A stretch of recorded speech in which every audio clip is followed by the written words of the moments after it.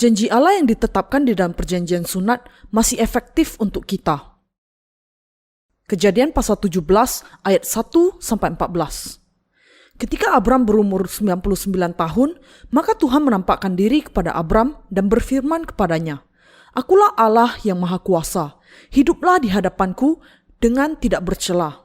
Aku akan mengadakan perjanjian antara aku dan engkau, dan aku akan membuat engkau sangat banyak." Lalu sujudlah Abram dan Allah berfirman kepadanya, "Dari pihakku, inilah perjanjianku dengan engkau. Engkau akan menjadi bapa sejumlah besar bangsa. Karena itu, namamu bukan lagi Abram, melainkan Abraham. Karena engkau telah kutetapkan menjadi bapa sejumlah besar bangsa. Aku akan membuat engkau beranak cucu sangat banyak. Engkau akan kubuat menjadi bangsa-bangsa, dan daripadamu akan berasal raja-raja.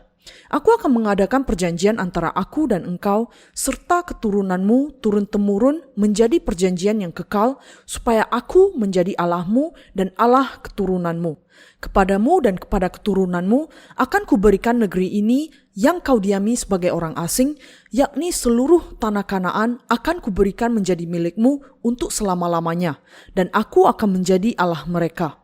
Lagi firman Allah kepada Abraham, "Dari pihakmu, engkau harus memegang perjanjianku, engkau dan keturunanmu turun-temurun. Inilah perjanjianku yang harus kamu pegang, perjanjian antara aku dan kamu serta keturunanmu, yaitu setiap laki-laki di antara kamu harus disunat.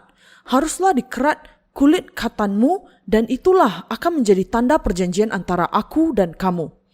Anak yang berumur 8 hari haruslah disunat, yakni setiap laki-laki di antara kamu turun-temurun, baik yang lahir di rumahmu maupun yang dibeli dengan uang dari salah seorang asing, tetapi tidak termasuk keturunanmu. Orang yang lahir di rumahmu dan orang yang engkau beli dengan uang harus disunat. Maka dalam dagingmu lah perjanjianku itu menjadi perjanjian yang kekal. Dan orang yang tidak disunat, yakni laki-laki yang tidak dikerat kulit khatannya, maka orang itu harus dilenyapkan dari antara orang-orang sebangsanya. Ia telah mengingkari perjanjianku." Dalam pasal 17 kitab Kejadian, perjanjian sunat yang ditetapkan Allah dengan Abraham menunjukkan kepada kita sunat rohani yang dengannya semua dosa disingkirkan dari bangsa Israel dengan meletakkan tangan mereka ke atas korban persembahan di kemah suci, dan dengan itu menanggungkan dosa-dosa mereka ke korban itu. Dengan kata lain, perjanjian yang ditetapkan Allah dengan Abraham adalah gambaran awal mengenai korban penghapus dosa dan korban bakaran. Janji yang dibuat Allah kepada Abraham dengan sunat bahwa ia akan menjadi Allah mereka dan Allah keturunannya menubuatkannya dengan mengingat kepada kemah suci bahwa keturunan Abraham akan menanggungkan dosa-dosa mereka kepada korban persembahan dengan meletakkan tangan mereka ke atas kepala korban itu.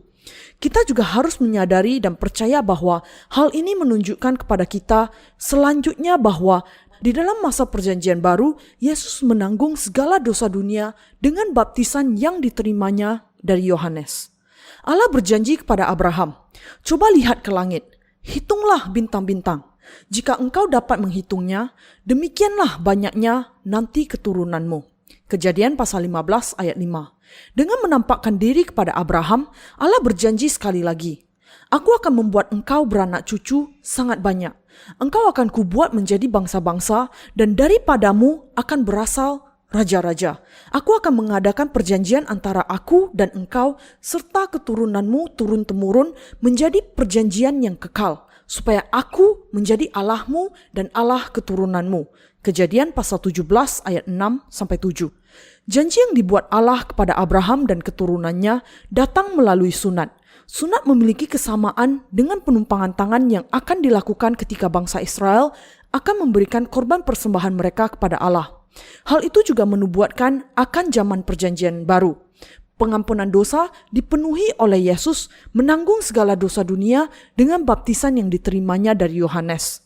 Kita harus mengerti dan percaya bahwa sunat perjanjian lama yang dinubuatkan oleh Allah kepada Abraham juga dinyatakan di dalam perjanjian baru dengan sunat rohani yang membasuh dosa yang digenapi dengan baptisan Yesus. Dan hal itu juga menjelaskan kepada kita selanjutnya bahwa Iman Abraham juga diperlukan oleh bangsa Israel ketika mereka memberikan korban persembahan di kemah suci. Allah berkata kepada Abraham, "Haruslah dikerat kulit katanmu dan itulah akan menjadi tanda perjanjian antara aku dan kamu. Anak yang berumur 8 hari haruslah disunat, yakni setiap laki-laki di antara kamu turun-temurun, baik yang lahir di rumahmu maupun yang dibeli dengan uang dari salah seorang asing, tetapi tidak termasuk keturunanmu." Kejadian pasal 17 ayat 11-12. Allah dengan kata lain membuat janjinya kepada Abraham dan keturunannya melalui sunat. Ia berjanji bahwa ia akan menjadi Allah Abraham dan keturunannya. Tetapi sebaliknya, Abraham dan keturunannya harus disunatkan. Orang yang lahir di rumahmu dan orang yang engkau beli dengan uang harus disunat. Maka dalam dagingmu lah perjanjianku itu menjadi perjanjian yang kekal. Kejadian pasal 17 ayat 13. Inilah sebabnya dari antara semua manusia di dunia ini, hanya orang Israel yang harus mengerat kulit katannya sejak zaman Abraham. Saat ini sunat sudah makin berkembang karena manfaat kesehatan. Tetapi pada masa itu hanya laki-laki Israel yang disunatkan. Ini adalah tanda janji Allah kepada Abraham, dan Allah menjadikan dia dan bangsa Israel keturunannya membawa di alam dagingnya tanda perjanjian yang ditetapkannya dengan mereka. Kejadian pasal 17 ayat 11 mengatakan, "Haruslah dikerat kulit katanmu dan itulah akan menjadi tanda perjanjian antara aku dan kamu." Jadi, sunat adalah tanda perjanjian. Secara singkatnya, inilah cara Allah membuat perjanjiannya. Bagaimana kamu tahu bahwa kamu adalah umatku? Kamu mengetahuinya dengan melihat kepada bekas luka sunatmu. Sejak saat ini, setiap laki-laki yang lahir di antaramu harus disunat kulit katannya. Dengan cara ini, perjanjianku akan senantiasa di dalam dagingmu sebagai sebuah perjanjian kekal. Aku berjanji untuk menjadi Allahmu dan keturunanmu. Dan aku berjanji akan memberkati kamu, memperbanyak jumlahmu untuk membuat kamu tetap ada selamanya dan untuk menjadikan kamu sebuah bangsa dan mengangkat raja-raja dari antaramu. Kejadian pasal 17 ayat 4-14. Allah mengatakan bahwa perjanjian yang ditetapkannya dengan Abraham dan keturunannya akan dilihat di dalam daging mereka. Janji Allah ditandai dengan kata lain di dalam bekas luka sunat yang diterima oleh laki-laki Israel. Allah membuat janjinya kepada bangsa Israel melalui sunat mereka, dan dengan itu apakah seseorang disunat atau tidak menentukan apakah mereka keturunan Abraham atau bukan. Orang-orang yang disunat kemudian dikenal dan diberkati oleh Allah sebagai keturunan Abraham, sementara orang-orang yang tidak bersunat tidak dikenal sebagai keturunannya. Abraham adalah orang yang sangat penting bagi bangsa Israel. Bagi bangsa Israel, orang yang jauh lebih penting dibandingkan dengan Musa, bapa hukum Taurat, tidak lain dari Abraham sendiri, yang adalah bapa iman. Meskipun ada banyak orang Israel yang tidak mengenal Nuh, hanya sedikit kalau ada yang tidak ingat lagi kepada Abraham. Hanya sedikit saja di antara mereka yang mengenal Shem, Shet, atau Metusalah. Tetapi Abraham tetap menjadi bapa iman yang tidak akan terlupakan dari seluruh orang Israel. Mereka semua mengenal, percaya dan mengikuti dia sebagai bapa dari bangsa mereka. Dengan demikian, perjanjian yang dibuat oleh Allah melalui Abraham masih tetap efektif. Bangsa Israel sepenuhnya yakin di dalam diri mereka dan percaya, kami adalah keturunan Abraham. Bangsa kami membawa tanda sunat di dalam daging kami. Allah dengan itu menjadi Allah kami, dan kami adalah umatnya sendiri. Alasan mengapa bangsa Israel menganggap diri mereka sebagai umat pilihan adalah karena mereka masih percaya kepada perjanjian yang ditetapkan oleh Allah dengan Abraham melalui sunat. Abraham memiliki 2 istri. Istrinya yang sah, Sarai, yang kemudian diberi nama Sarah oleh Allah, dan istri keduanya, Hagar, yang bekas pembantu Sarai. Karena nampaknya Sarai tidak akan memberikan anak, Abraham dengan pemikirannya sendiri berusaha mendapatkan anak melalui Hagar. Kejadian pasal 16 ayat 1-4. Tetapi Allah mengatakan bahwa karena Sarai adalah istri yang sah dari Abraham, maka dari dialah Ia akan memberikan anak kepada Abraham sebanyak bintang di angkasa. Karena Allah berjanji bahwa ia hanya akan menerima anak yang dilahirkan dari Sarai sebagai umatnya, maka Ismail yang dilahirkan dari istri keduanya Hagar tidak diakui demikian di hadapan Allah. Kalau orang Israel tidak disunat, janji yang diberikan Allah kepada mereka tidak akan menjadi efektif. Allah memerintahkan agar mereka disunatkan sebagai tanda dari perjanjiannya sehingga perjanjian ini akan tetap ada di dalam daging mereka. Dengan itu, bangsa Israel dipastikan akan menjalani sunat. Karena keadaan tidak bersunat akan menjadikan janji Allah menjadi tidak efektif. Mungkin tidak ada seorang pun di antara bangsa Israel yang tidak disunat, karena mereka sangat mengerti bahwa tidak bersunat adalah sama seperti bangsa-bangsa lain yang kepada mereka janji Allah sama sekali tidak ada hubungannya. Sunat rohani. Perjanjian yang ditetapkan Allah dengan Abraham dan keturunannya sudah sepenuhnya dipenuhi melalui pengampunan dosa yang digenapi oleh Yesus Kristus ketika ia datang ke dunia ini dan menanggung segala dosa manusia dengan dibaptiskan oleh Yohanes Pembaptis. Allah mengatakan kepada bangsa Israel untuk membuat pintu gerbang perantara kemah suci dan layar tutupnya dengan kain biru dan kain ungu, kain kirmizi, dan dari lenan halus yang dipintal benangnya. Keluaran pasal 26 ayat 31, pasal 27 ayat 16. Melalui bentuk yang sangat terperinci di dalam kemah suci ini, Allah sudah mengajarkan kepada kita keselamatan yang datang melalui Yesus Kristus. Mereka yang percaya kepada kebenaran bahwa Tuhan datang ke dunia ini menanggung segala dosa manusia dengan baptisan yang diterimanya dari Yohanes ketika berusia 30 tahun, mati di kayu salib, dan dengan itu mengampuni segala dosa kita. Mereka semua adalah keturunan Abraham. Allah sudah menjadi Allah mereka yang percaya kepada kain biru dan kain ungu, kain kirmizi, dan dari lenan halus yang dipintal benangnya di dalam kemah suci.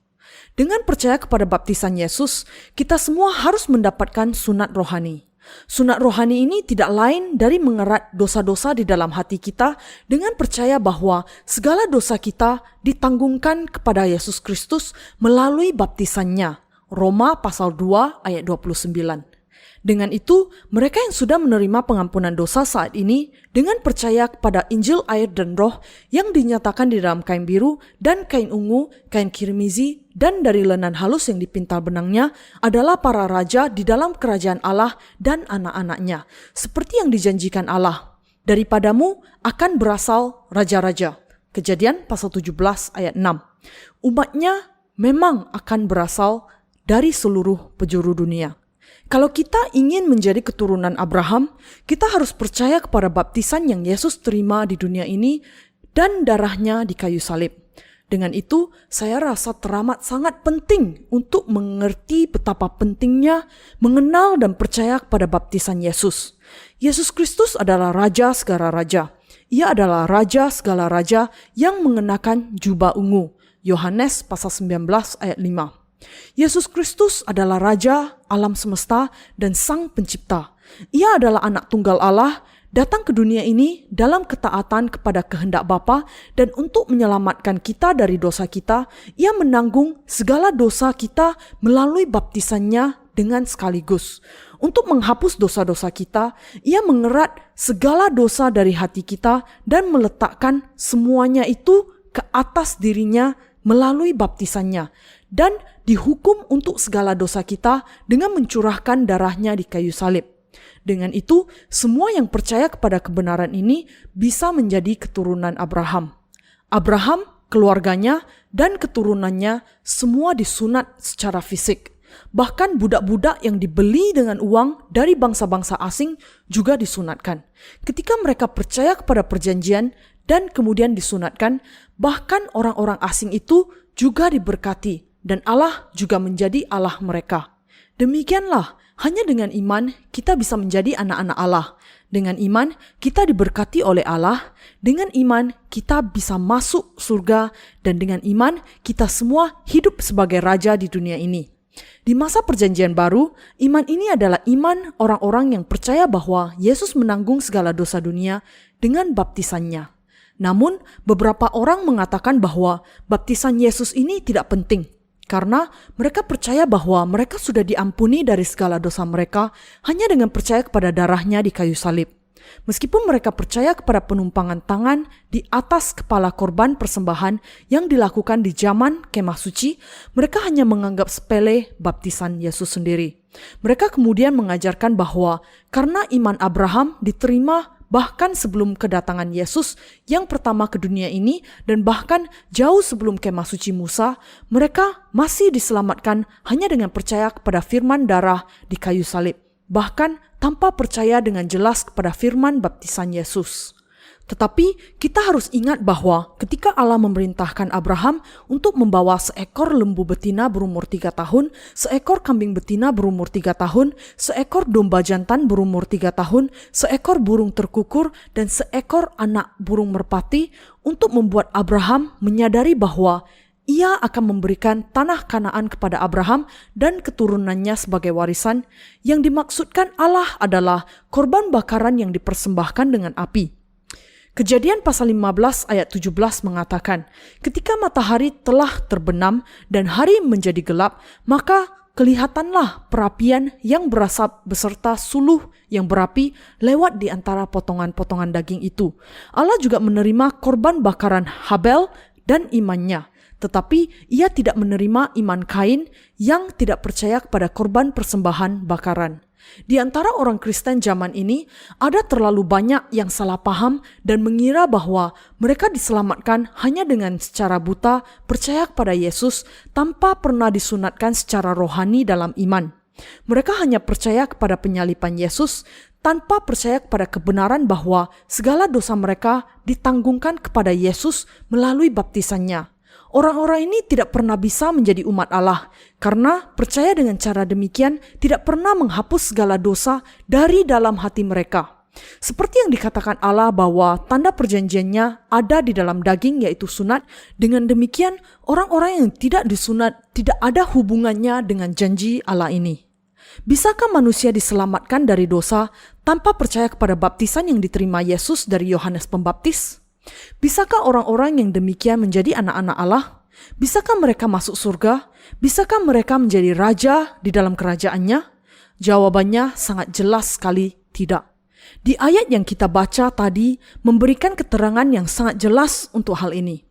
Saat ini, janji yang dibuat Allah kepada Abraham adalah janji yang sama yang diberikannya untuk Anda dan saya. Orang-orang yang sudah menerima pengampunan dosa dengan percaya kepada Yesus Kristus sebagai juru selamat kita di dalam baptisan dan darahnya di kayu salib. Untuk kita yang percaya, firman berkat yang dikatakan Allah kepada Abraham bisa diterapkan.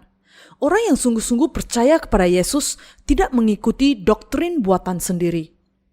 Firman Allah di dalam Alkitab adalah kebenaran yang pasti dan jelas tentang keselamatan. Semakin Anda membaca dan merenungkannya, akan menjadi semakin pasti dan semakin jelas. Di antara orang Kristen zaman ini, ada orang-orang yang imannya keliru, percaya dan mengikuti Allah dengan didasari oleh pandangan mereka sendiri dan tidak menyadari bahwa yang mereka percayai sebenarnya adalah salah. Dasar dari iman orang-orang yang demikian adalah salah. Percaya secara buta bahwa Yesus sudah menyelamatkan mereka mungkin cukup untuk memuaskan hati nurani mereka sendiri, tetapi mereka harus menyadari bahwa Allah tidak menerima iman mereka yang buta itu. Tuhan kita mengatakan bahwa siapa saja mau mengikuti Dia harus terlebih dahulu menyangkal dirinya dan memikul salibnya. Siapa saja yang percaya kepada firman Allah harus menyingkirkan pemikirannya sendiri dan percaya sesuai dengan apa yang sesungguhnya dikatakan oleh firman Allah. Saat ini, Anda dan saya harus percaya kepada pengampunan dosa yang diberikan Yesus Kristus dengan datang ke dunia ini, menanggung dan membawa dosa-dosa dunia dengan baptisannya, mencurahkan darahnya di kayu salib, dan bangkit kembali dari kematian. Di zaman ini, ada terlalu banyak sekali orang yang tidak percaya demikian, tetapi yang dengan buta berpegang kepada nama Yesus dan mengatakan bahwa mereka memiliki jalan kepercayaan sendiri. Iman orang-orang yang demikian tidak ada hubungannya dengan Injil, air, dan Roh yang diberikan Yesus. Sebagai contoh, ada orang-orang yang mengatakan bahwa Yesus menampakkan diri kepada mereka ketika mereka berdoa jauh di pendalaman gunung dan menegaskan bahwa itulah cara mereka diselamatkan. Contoh yang lain, ada orang-orang yang mengatakan bahwa dosa-dosa mereka dilenyapkan ketika mereka datang ke gereja, berpuasa dan berdoa semalaman, karena mereka sangat berduka atas dosa-dosa mereka yang tidak bisa mereka hilangkan dengan doa-doa pertobatan mereka. Iman jenis ini tidak ada hubungannya dengan keselamatan yang benar yang hanya datang melalui Injil, air, dan Roh yang diberikan Tuhan kita, di mana firman Allah mengatakan bahwa Ia akan mengampuni dosa kita kalau kita hanya memiliki iman yang demikian. Tidak ada. Orang-orang itu yang tidak mengerti dengan jelas bahwa Allah adalah Dia yang mutlak dan Yesus adalah yang maha kuasa, hanya meminjam nama Kristus, menambahkan pemahaman mereka yang dangkal dan tidak pasti tentang Allah kepada iman mereka yang tidak bisa diandalkan. Dan dengan itu menyebut nama Allah secara sembarangan, melupakan segala dosa mereka dan mengumpulkan lebih banyak murka Allah. Orang-orang yang demikian sudah membangun Yesus fiktif mereka sendiri dan keselamatan menurut diri mereka sendiri dan percaya kepada semua hasil dari imajinasi mereka itu. Kejadian pasal 17 ayat 14 mengatakan, dan orang yang tidak disunat, yakni laki-laki yang tidak dikerat kulit katanya, maka orang itu harus dilenyapkan dari antara orang-orang sebangsanya. Ia telah mengingkari perjanjianku. Allah sudah dengan jelas berjanji bahwa Ia akan menyelamatkan kita dari dosa kita melalui sunat rohani. Dan Allah juga sudah berjanji secara jelas bahwa hanya orang-orang yang dilahirkan kembali dari air dan Roh yang akan menjadi anak-anaknya. Demikianlah mereka yang hanya percaya kepada darah Yesus di kayu salib tanpa percaya kepada baptisannya tidak bisa menjadi anak-anak Allah. Orang-orang yang demikian sudah mengkhianati Allah karena mereka tidak percaya Injil yang dijanjikan Allah dan mereka kemudian terpisah dari umat Allah dan dikutuk olehnya. Dasar iman yang bisa menyelamatkan kita dari dosa tidak lain adalah Injil, air, dan Roh. Hanya ketika Injil, air, dan Roh dibentangkan sebagai dasar kita saja, kita bisa percaya kepada firman Allah secara kuat dan penuh. Bagaimana orang-orang bukan Yahudi secara rohani yang tidak disunat rohani bisa menerima firman Allah ke dalam hati mereka? Mereka tidak akan pernah bisa, karena Injil, air, dan Roh memungkinkan kita untuk mendapat sunat rohani, memampukan kita menjadi anak-anak Allah. Tanpa memiliki dasar yang sangat pasti ini, firman Allah hanya akan datang kepada kita sebagai pengetahuan intelektual semata. Inilah sebabnya pengajaran rohani dari para hamba Allah yang dilahirkan kembali hanya bisa dimengerti dan diterima untuk orang-orang yang pada dasarnya percaya kepada Injil, air, dan Roh. Dengan kata lain, hanya mereka yang dilahirkan kembali dari air dan Roh yang bisa mendengar dan memahami firman Allah. Ketika kita bertemu dengan orang-orang yang karena tidak mengerti Injil, air, dan Roh, mengatakan bahwa dirinya sudah dilahirkan kembali hanya melalui darah di kayu salib, meskipun mereka mengatakan bahwa kita semua percaya kepada Allah yang sama, kita tetap saja merasa bahwa kita sedang berbicara mengenai Allah yang sama sekali berbeda. Siapakah Allah yang sejati di sini? Allah yang sejati adalah Allah yang memberikan firman perjanjiannya kepada Abraham. Allah berjanji kepada Abraham dan keturunannya, dalam dagingmu lah perjanjianku itu menjadi perjanjian yang kekal. Kejadian pasal 17 ayat 13. Di mana tanda yang mengatakan bahwa kita sudah menerima pengampunan dosa? Janji itu ditemukan di dalam hati kita. Dengan percaya kepada baptisan Yesus di dalam hati kita, kita menjadi anak-anak Allah, di mana hati kita sudah sungguh-sungguh menerima sunat rohani dengan percaya kepada Injil yang benar. Kita menjadi anak-anaknya dengan percaya dengan hati kita bahwa Tuhan sudah dibaptiskan karena dosa-dosa kita untuk menanggung segala dosa kita dan bahwa kita sudah menerima sunat rohani. Dengan iman kita saja kebenaran bahwa kita sudah menanggungkan segala dosa kita kepada Yesus Kristus dan Yesus kemudian membawa dosa-dosa kita itu ke kayu salib, disalibkan menggantikan kita, bangkit kembali dari kematian dan dengan itu menyelamatkan kita dari dosa kita. Dengan iman, dengan kata lain, kita bisa menjadi anak-anak Allah. Dengan iman, kita sudah menjadi tidak memiliki dosa. Apakah kita masih memiliki dosa yang tertinggal di dalam diri kita? Tentu saja tidak. Kita tidak memiliki dosa apapun. Semua ini digenapi oleh kebenaran yang sangat luar biasa di dalam Injil. Bagaimana Anda dan saya bisa menjadi keturunan Abraham? Kita sudah menjadi keturunan Abraham karena kita secara rohani disunatkan dengan percaya kepada karya Yesus yang dinyatakan di dalam kain biru dan kain ungu dan kain kirmizi di kemah suci. Karena kita percaya kepada baptisan Yesus dan darahnya di kayu salib, sehingga kita sudah mendapatkan sunat rohani dan menjadi anak-anak Allah. Karena kita percaya bahwa Yesus menanggung segala dosa kita dengan baptisannya dan dihukum untuk segala dosa kita di kayu salib sehingga kita bisa menerima pengampunan dosa. Ini menunjukkan bagaimana caranya Anda dan saya menjadi keturunan Abraham secara rohani. Orang-orang yang dilahirkan kembali dari air dan roh sekarang harus menyadari siapa sebenarnya diri mereka. Anda dan saya, kita yang percaya kepada Injil air dan roh, semua adalah anak-anak Allah dan umatnya sendiri yang sudah mendapatkan sunat rohani dengan iman. Kita adalah raja-raja dari kerajaan 1000 tahun yang akan datang, yang akan memerintah atas semua ciptaan Allah dan menikmati segala kebesarannya. Demikianlah bagaimana status kita sekarang berubah. Apakah orang-orang dunia mengerti siapa sebenarnya diri kita? Tidak begitu. Tetapi kita adalah orang-orang yang status rohaninya sudah diubahkan dengan percaya kepada firman Allah. Demikianlah kita sekarang bisa mengenal diri kita secara jelas dan tidak ragu-ragu. Orang-orang yang sudah dilahirkan kembali dengan firman Allah tahu siapa sebenarnya diri mereka. Kita secara mendasar sangat berbeda dari orang-orang yang memiliki kecenderungan untuk mengiklankan diri mereka di dalam lingkungan keagamaan dunia mereka yang memberitakan doktrin yang keliru bahkan pada saat mereka sepenuhnya tidak tahu dan yang memandang dengan dingin kepada orang-orang yang sudah dilahirkan kembali, umat Allah yang sejati. Seperti bangsa Israel percaya bahwa diri mereka adalah umat pilihan Allah dan menganggap keturunan Ismail sebagai kelompok yang berbeda, kita yang adalah keturunan Abraham secara rohani juga memiliki hak untuk menganggap diri kita sebagai umat pilihan Allah. Kita yang percaya kepada Injil air dan roh mendapatkan keuntungan untuk menjadi keturunan Abraham melalui iman kita. Kita bisa masuk ke dalam kerajaan surga dengan iman kita kepada Injil kain biru dan kain ungu dan kain kirmizi yang dinyatakan di dalam kemah suci.